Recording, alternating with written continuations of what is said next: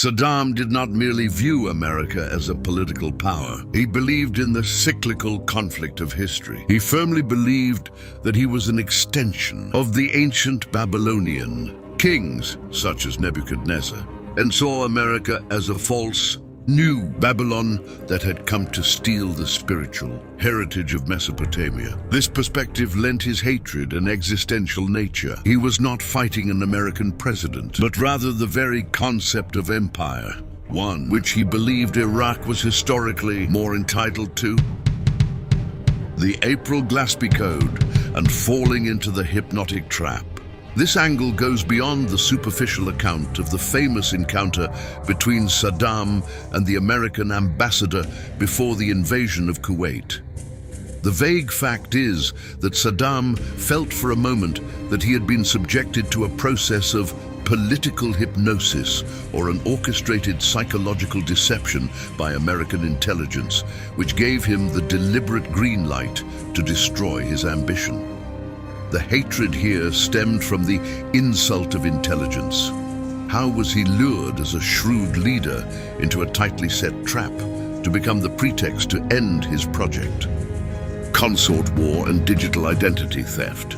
Saddam knew that the CIA was not only studying his military movements, but created a digital psychological profile that simulated his character with terrifying accuracy to predict his decisions.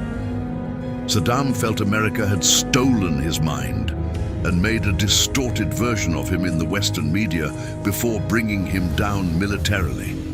His hatred was directed against this invisible enemy who knew his psychological vulnerabilities better than his closest confidants. Alternative financial system. Assassination, dollar horror as a restriction. In 2000, Saddam took the mysterious and terrifying step of global financial markets to price Iraqi oil in euros instead of dollars. The motive was not purely economic, but rather he saw the US dollar as a dark magic spell with which Washington enslaved the world. His hatred of America was centered in his desire to break this monetary hegemony, believing that America was ready to exterminate entire peoples to protect its green card. Was the war on Iraq in 2003 the direct punishment for daring to absolute supremacy of the dollar?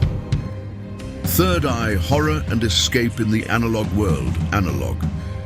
In his later years, Saddam's hatred of America turned into a technological paranoia. He believed that American technology, satellites, communication networks, eavesdropping devices, were demonic eyes following his breath. This is what made him refuse to use the telephone or any electronic means, living in a completely isolated world and relaying his messages via handwritten papers that are reproduced times to camouflage the trail.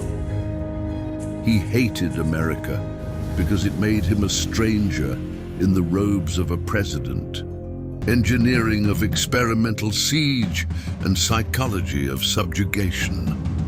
During the 1990s, Saddam believed that US economic sanctions on Iraq were not just political pressure, but a giant scientific laboratory run by Washington to study how much the human psyche tolerates pressure and hunger, and how the social fabric of a country can be dismantled without firing a bullet. Were the Iraqi people just experiment rats in a secret US study of subjugating peoples? The struggle of shady families and personal secrets. Saddam viewed the US administration, specifically the Bush family, not as democratic institutions, but as a family gang of shadowy influence associated with secret elites, such as Skull and Bones. He saw the war as a personal feud and a settling of scores between his ruling family in Baghdad and the ruling elite in Washington, giving the conflict the character of tribal revenge with an international appearance. Destruction of Sumerian memory. One of the most enigmatic aspects is Saddam's belief that America not only wants oil, but seeks access to Sumerian and Babylonian clay relics and numerals hidden in Iraq's subsoil. He believed that there were evolutionary historical secrets feared by the great powers, and that the American invasion was intended to rewrite human history and erase Iraq's first civilizational superiority.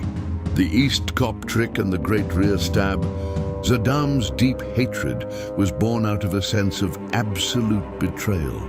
During the Iran-Iraq War of the 1980s, there were back channels suggesting Saddam was the protector of international interests and a pushback against Iran's revolution.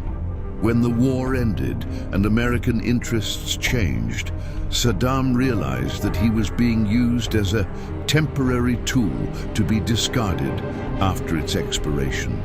This stab generated an overwhelming desire for vengeance from an international system he sees as dishonorable. Encrypted codes in the recent trial. Even in the moments of his trial and end, Saddam was directing vague glances and words that he was not being tried before an Iraqi court, but rather before an American matrix that designed every detail of the scene. His hatred crystallized in his final days as a full awareness that America had succeeded in turning reality into a digital play in which insurgent leaders are filtered in a fake legal robe. Was Saddam seeing the details of the whole plot while the world was just watching the show?